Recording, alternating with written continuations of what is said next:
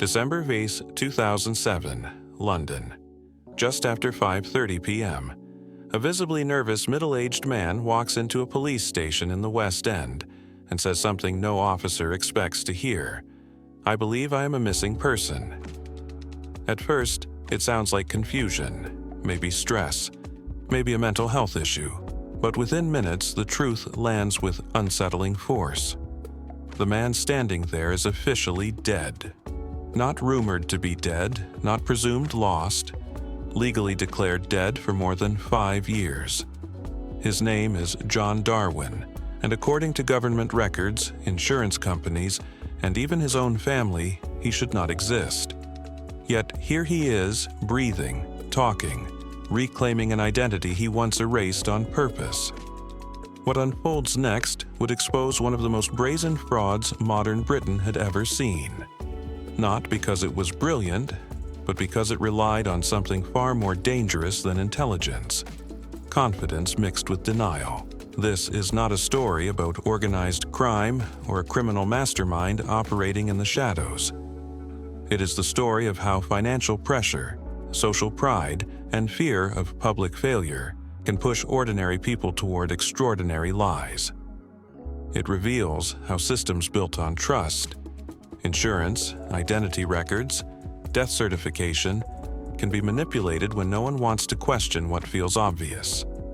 A missing man at sea, a grieving spouse, paperwork that follows protocol. But beneath the surface lies a darker truth.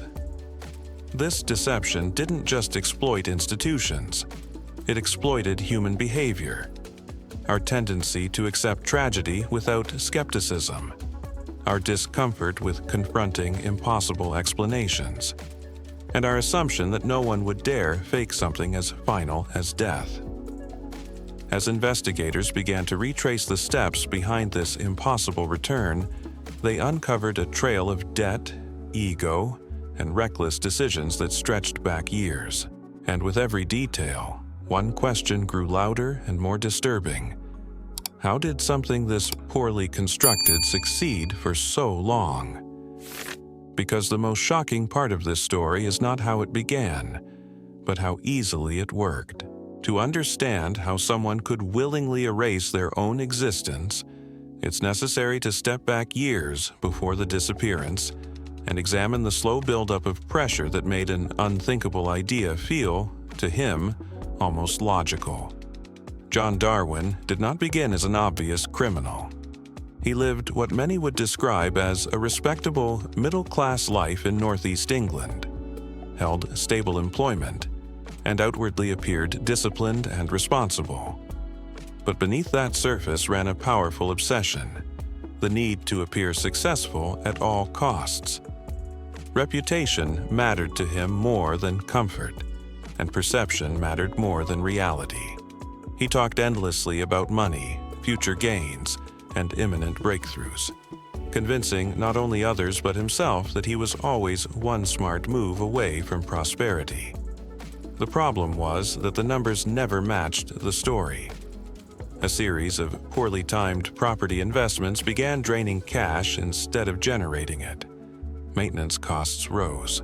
Rental income failed to meet projections. Monthly obligations quietly outpaced earnings. Rather than pause or retreat, Darwin did what many financially stressed people do when pride blocks honest reassessment. He borrowed more. Credit cards became temporary oxygen. Each new line of credit postponed embarrassment but deepened the hole.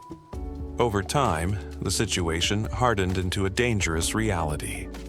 Tens of thousands in accumulated debt, spread across multiple accounts, with no realistic plan to pay it down. At this stage, several ordinary exits still existed. Assets could have been sold. Lifestyle could have been reduced. Losses could have been admitted. But for Darwin, those options carried a psychological cost he found unbearable. To sell possessions or downsize would mean publicly acknowledging failure, and in his mind, that loss of status was worse than any financial consequence. The fear was not poverty. The fear was exposure. This internal logic matters, because it explains why the coming decision felt justified to him. Under sustained stress, Darwin reframed the situation not as debt management, but as survival of identity. He did not ask how to recover financially. He asked how to escape humiliation permanently. And once that shift occurred, normal solutions disappeared from consideration. The question quietly transformed into something far more dangerous. What if the problem wasn't the debt, but the person carrying it? In that mental space, an idea that should have ended as a dark joke instead began to harden into a plan. Not because it was clever, but because it promised the one thing he wanted most: a way out without ever having to admit defeat. Once the idea took hold, it evolved quickly from a reckless thought into something far more deliberate, because desperation has a way of compressing time and silencing doubt. John Darwin did not spend months refining contingencies or consulting experts. Instead, he relied on a dangerous assumption: that institutions respond to patterns, not people. If a disappearance looked familiar enough, it would be processed as tragedy rather than questioned as deception. And there was no setting more familiar, more final than the sea. The logic was disturbingly simple. Accidents at sea happen. Bodies are not always recovered. Weather erases evidence. If he could place himself in the right environment, at the right time, with the right witnesses, the rest would unfold automatically. This was not about tricking investigators with brilliance. It was about letting procedure do the work. The plan required only a few ingredients: visibility before vanishing, a believable object left behind, and enough distance afterward to let assumptions harden into conclusions. On the chosen day in March 2002, every movement was intentional. He made sure people saw him. He selected equipment that looked vulnerable against open water. He paid attention to timing, knowing that darkness and tides would soon complicate any search. When he set off toward the North Sea, the goal was never to disappear completely, only to disappear convincingly. That distinction is critical. The success of the scheme depended not on secrecy, but on being observed just enough to lock in a narrative. What followed played out exactly as expected. Once concerns were raised, emergency services responded according to protocol. Searches were launched, questions were asked, but the ocean offered what no accomplice ever could: plausible uncertainty. When nothing definitive surfaced, probability stepped in, and probability favored the simplest explanation: a fatal accident. As days passed and no body was found, attention shifted from rescue to recovery, and then from recovery to closure. This phase of the fraud reveals its most unsettling truth. Nothing extraordinary had to happen for it to work. Authorities did their jobs. Witnesses told the truth as they understood it. The system behaved exactly as designed. The deception succeeded not because it overwhelmed safeguards, but because it fit comfortably within them. By the time the search efforts slowed and paperwork began to replace hope, the transformation was complete. A living man had been converted into a case file. A presence had become an absence. And without forging a single document, he had crossed the most irreversible boundary imaginable. From that moment forward, the challenge was no longer how to disappear, but how to live in a world where his own death had already been accepted as fact. Once the disappearance hardened into official belief, a new and far more dangerous phase began. John Darwin was no longer trying to vanish. He was trying to exist in a reality where he officially did not. This required something riskier than escape: proximity. Instead of fleeing abroad immediately, he remained physically close to his former life, relying on the assumption that familiarity itself would act as camouflage. People, after all, do not expect to encounter someone they believe is dead. This period exposed the fundamental flaw at the heart of the scheme. There was no clean break, no new identity forged through distance and reinvention. Instead, Darwin operated in the margins, altering appearance just enough to deflect attention, adjusting posture, clothing, and behavior to suggest frailty and anonymity. These were not professional disguises. They were superficial changes built on confidence rather than concealment. And confidence, he believed, was enough. What made this phase possible was not invisibility, but social hesitation. People noticed inconsistencies. Some recognized him. Others sensed something was wrong. Yet recognition collided with disbelief. To voice suspicion would mean accusing someone of faking death, a claim so extreme that it felt safer to ignore it.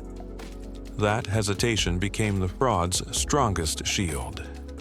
Silence protected the lie more effectively than deception ever could. At the same time, the emotional cost of the scheme deepened dramatically. While Darwin navigated this half-existence, others were living with permanent loss. His family, including 2 adult children, mourned a father they believed drowned at sea. Grief settled into routine. Absence became normalized. And this is where the story crosses from financial fraud into something far more unsettling. The deception did not merely exploit systems, it weaponized grief. Every condolence accepted, every sympathy acknowledged, reinforced the lie and pushed it further beyond reversal. Psychologically, this stage demanded constant vigilance. A single unexpected encounter, a careless word, or a moment of recognition could unravel everything. Yet, rather than increasing caution, success bred complacency. Each day that passed without exposure reinforced the belief that the system had been beaten. The danger, however, was quietly growing. Living near one's own past means leaving footprints in familiar places. Patterns form, memories resurface, and eventually, coincidence gives way to confrontation. This was no longer about escaping debt. It was about sustaining a contradiction. A man, legally erased, was still breathing the same air, walking the same ground, and trusting that everyone else would continue choosing disbelief over inquiry. The fraud survived not because it was airtight, but because challenging it felt socially impossible. Yet, this fragile equilibrium could never last. Because proximity does not erase truth, it only delays its collision. And as time passed, the cost of maintaining a life built on death began to rise faster than the debt that started it all. The moment the state accepted the disappearance as final, the fraud crossed a critical threshold. A personal lie became a financial instrument. With a death certificate issued and the case quietly closed, systems designed to protect families in genuine tragedy activated automatically. This is where absence transformed into currency, and where the consequences of the decision became impossible to reverse. John Darwin was no longer just hiding, he was being paid for not existing. Insurance policies moved first. Life insurance, pension entitlements, and mortgage protections were triggered in sequence, each one relying on documentation rather than doubt. No investigator was searching for motive anymore. The event had already been categorized, archived, and resolved. What followed was a steady release of funds totaling hundreds of thousands of euros, enough to erase the debt that had originally sparked the scheme and still leave room for ambition. This influx of money changed the psychology of the fraud overnight. Until now, survival had been the goal. Once the funds arrived, the mindset shifted to entitlement. The lie no longer felt temporary, it felt validated. Debt was cleared. Pressure eased, and with pressure gone, restraint vanished. The deception had worked, and that success encouraged expansion rather than retreat. But money carries weight beyond comfort. Every transaction leaves a record, Every payout creates a paper trail, and every financial decision made afterward must exist within legal systems that expect a living recipient.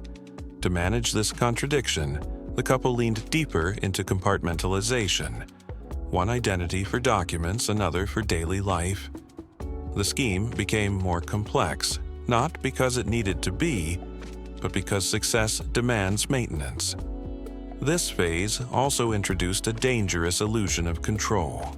Large sums can create the feeling that problems have been solved permanently, when in reality they have only been postponed. The original debt was gone, but it had been replaced by something far more fragile. A financial structure resting entirely on a single false premise.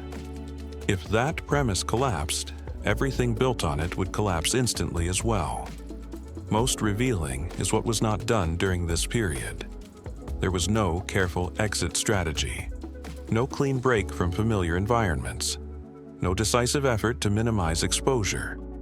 Instead, comfort bred confidence, and confidence bred carelessness. The fraud began to sprawl, across borders, across systems, and across time. In retrospect, this was the moment the scheme became unsustainable. The deception had reached its maximum reward, but also its maximum risk.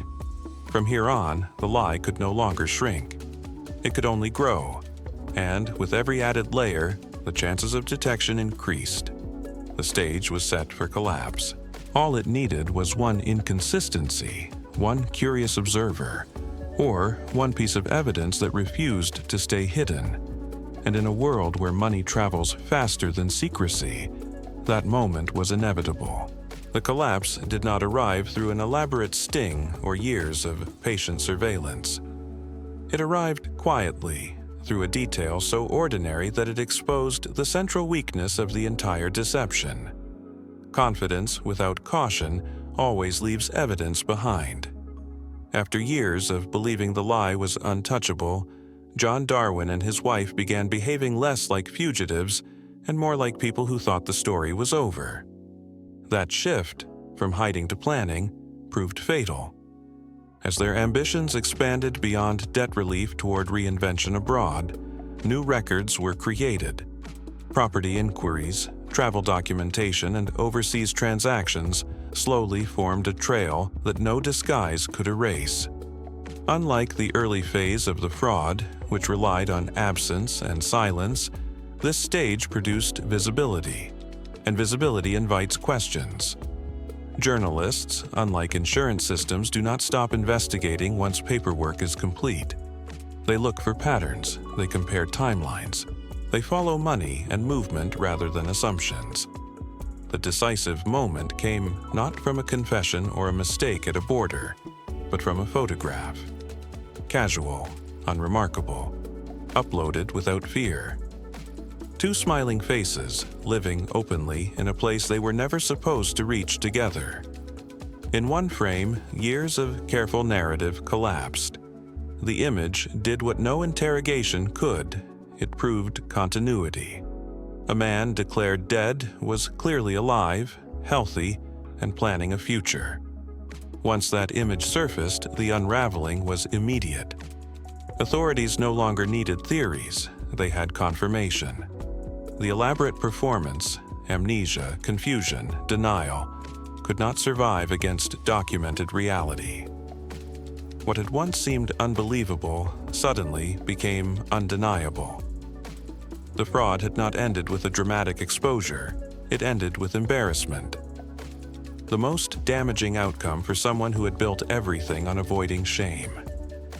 What makes this downfall particularly revealing is how avoidable it was. The lie did not fail because it was challenged early. It failed because success encouraged carelessness. Every year without consequences reinforced the belief that the system had been permanently beaten. But systems are patient. They do not rush. They wait until a contradiction becomes visible enough that it can no longer be ignored. In the end, the deception was undone not by complexity but by simplicity. A single image contradicted a decade of paperwork. A moment of comfort erased years of fear. And with that, the story shifted from astonishing survival to inevitable reckoning. The fraud had reached its natural conclusion, not because it was exposed by brilliance, but because no lie can outlive the evidence it leaves behind. When the legal proceedings finally concluded, the numbers were easy to summarize. Prison sentences measured in years, charges spanning fraud, false representation and financial deception, and court orders demanding repayment of illegally obtained funds. On paper, the system corrected itself, but the true cost of this case cannot be captured by sentencing reports or financial totals. It is measured in trust, in relationships, and in damage that cannot be reversed once inflicted. John Darwin did not begin this story as a hardened criminal. He began it as someone terrified of appearing unsuccessful. And that distinction matters, because it exposes a broader and deeply uncomfortable truth. The most destructive frauds are not always driven by greed alone, but by ego, fear of humiliation, and the refusal to accept ordinary failure. Debt can be repaid, status can be rebuilt. But once deception replaces accountability, the consequences escalate beyond control. The most devastating victims of this scheme were not insurance companies or institutions. They were the people forced to live inside the lie. Family members who mourned someone still alive, children who processed grief that never needed to exist, and relationships permanently fractured by betrayal. These losses were not side effects. They were the direct price of choosing illusion over honesty. What makes this case endure is its absurd simplicity. There was no brilliance in the plan, no sophisticated network, no genius exploitation of loopholes. The fraud worked because it relied on something deeply human, the assumption that no one would dare fake something as final as death. That assumption bought time, and time created confidence. But confidence, unchecked, always breeds mistakes. In the end, the question is not whether this was the boldest fraud of its kind. The more disturbing question is why it felt necessary at all. The original problem, debt, was solvable. The outcome, prison, public disgrace, and lifelong estrangement, was not. This story stands as a quiet warning, not about crime, but about priorities. When protecting an image becomes more important than telling the truth, even the most ordinary life can spiral into extraordinary destruction. And once that line is crossed, no amount of planning can prevent the moment when reality finally demands its due.